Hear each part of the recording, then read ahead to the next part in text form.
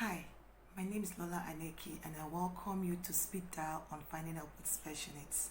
Today I'll be talking to us about reinforcers and types of reinforcers. Reinforcers are the tangible or intangible action or objects that ensures that a good behavior will occur. Now I say a good behavior because I believe I'm talking to parents, teachers, inclusive educators, service providers of children with special needs, and oftentimes we require good behavior from these children to ensure that learning occur. Reinforcers or reinforcement is an ABA technique, and we always engage in reinforcers and reinforcement at different times of our lives in our relationship or interaction with our friends, our colleagues, our neighbors, our families. I'll give you a good example. We all work to earn salary or our wages, daily wages. Now that is the wages you get or the salary you get is a good reinforcement, or it could also be seen as a motivation or a reward for that good behavior of going to work so that you can get money or your salary at the end of the month. Now, whether you like the work or not, that's a discussion for another day. But you being reinforced by your employer? Yes. Now, bringing it closer to home. I'm sure some of us have gotten the Teacher of the Year award or the most punctual staff of the year. That award given to you is a good example of a reinforcement, because certain qualities because your employer has identified certain qualities in you, that was what made them award you that best staff of the year or best teacher of the year. So you see, reinforcement is a part of us. We may not know it. There are different kinds of reinforcers. There are edible reinforcers, there are sensory reinforcers, tangible reinforcers, activity reinforcers, and social reinforcers. And we use these reinforcers in our classrooms or even at home in different ways.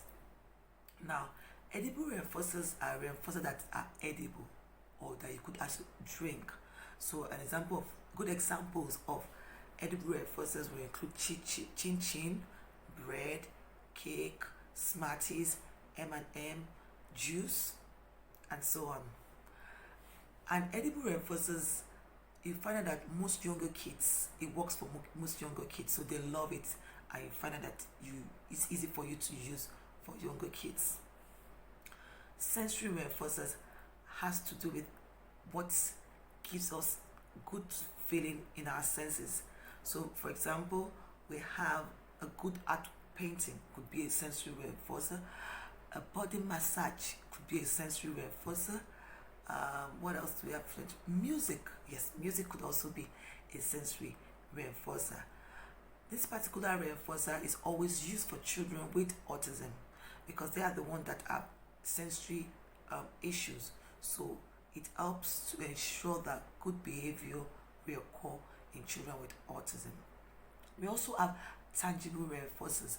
A good example of tangible reinforcers are stickers, token system, fake notes, coins. Most teachers use that in their classroom, so you find out that they ask a student, what are you working for this week, or what are you working for this day or for today. So these are examples of tangible reinforcers. I remember my children's school, my son will come home and say to me, oh mama, I got money. Mama, I got money today. So I was curious, so I spoke to his teacher and said, oh, we are working on good manners. So each time any of them exhibit good manners, they earn a naira, a fake naira anyway. So that naira it accumulates. So if you actually get a naira per day, at the end of the week, you get to use the naira to buy something from the classroom store. So it could be a feathered pencil. I know you got a feathered pencil at some point. The different toys that the teacher had put aside, so that just to motivate the children to exhibit good behavior. Another kind of reinforcer is activity reinforcers. Examples of activity reinforcers are access to the swing, access to the trampoline, access to merry-go-round, those activities that make the children enjoy. So that would be good example of activity reinforcers. We also have the last kind of we have social reinforcers. Social reinforcers are praises. So we always use, that is one common reinforcer we use in our classroom. We give praises. So when a child does well, you say good job, well done, high five. I like the way you said that. So these are the various examples of reinforcers: edible, sensory, activity, tangible reinforcers, and social reinforcers. The next question on our mind will now be, how do I know what reinforces a child?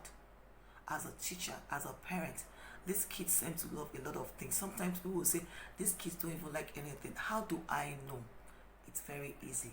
All you need to do is, depending on the age of the child, you could ask the child, or you observe the child. You could give the child choices, 2 different choices, either an activity reinforcer, or a sensory reinforcer, or a tangible reinforcer. And then you observe the child and see which one the child tends to always you try to understand or observe which one the child gravitates towards often.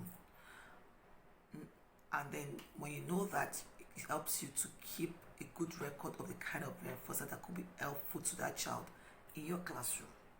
Now, there are 2 kinds of reinforcement again. We have negative reinforcement and positive reinforcement. Positive reinforcement is the presentation of a reward, a good reward for good behavior.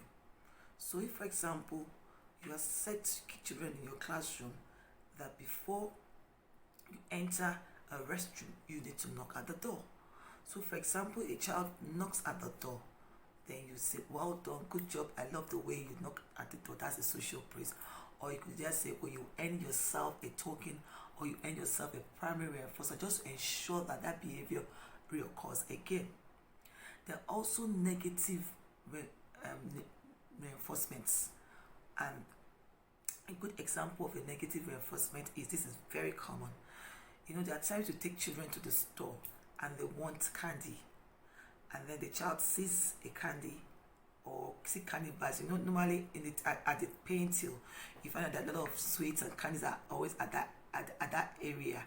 Then the child starts crying, Mama, I want this, or Daddy, I want that M&M, I want that candy.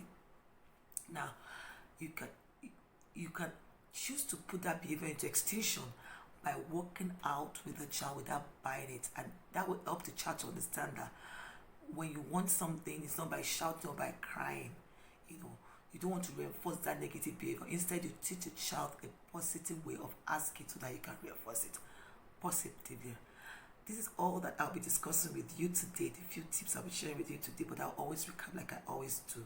So I talked about reinforcers.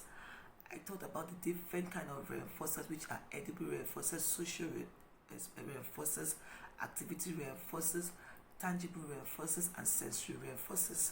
I also told us about the ways to identify reinforcers by watching the child, observing the child, asking the parent of the child what the child loves, and giving the child choices. And I finally talked about the 2 kinds of reinforcements we have, which are positive reinforcement and negative reinforcement. Thank you for watching this episode. Till I see you again, it's bye-bye from me.